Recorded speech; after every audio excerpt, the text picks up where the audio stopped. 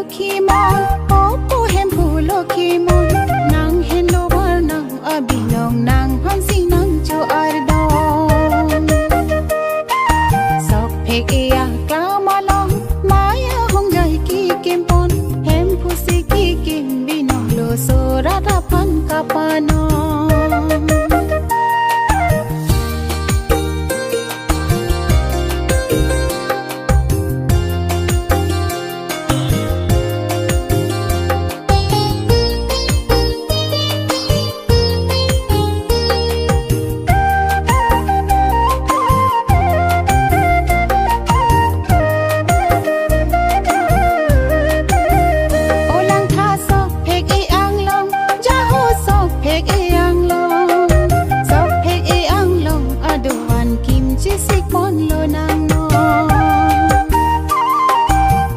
Pek e ang long aduan tang titili sang nang ni pusi alam jirai ponu karbi hogaronang bo.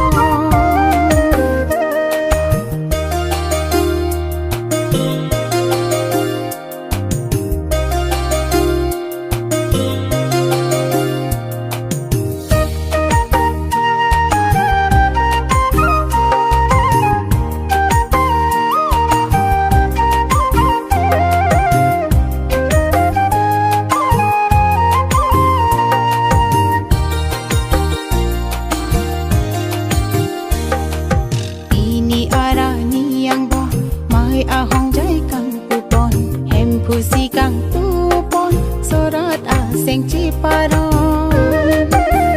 O wang non sorat doon, sing vici parong lonan, pini arani ang bongki sing karong arani no.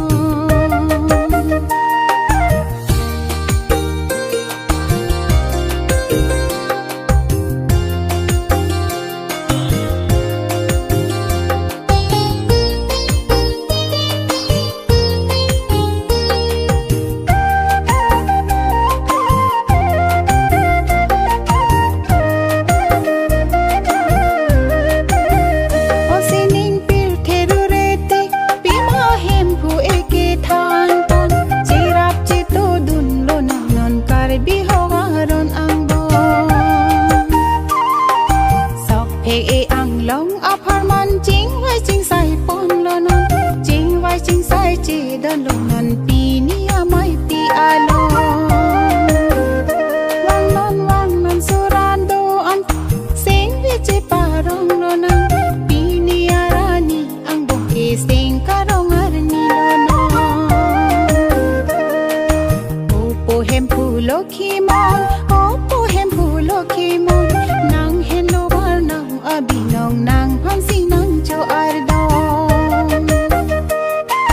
Sok pek ea klamalong, Maya hong jai ki kimpon, hempu si ki kim binong lo soradapan kapanon.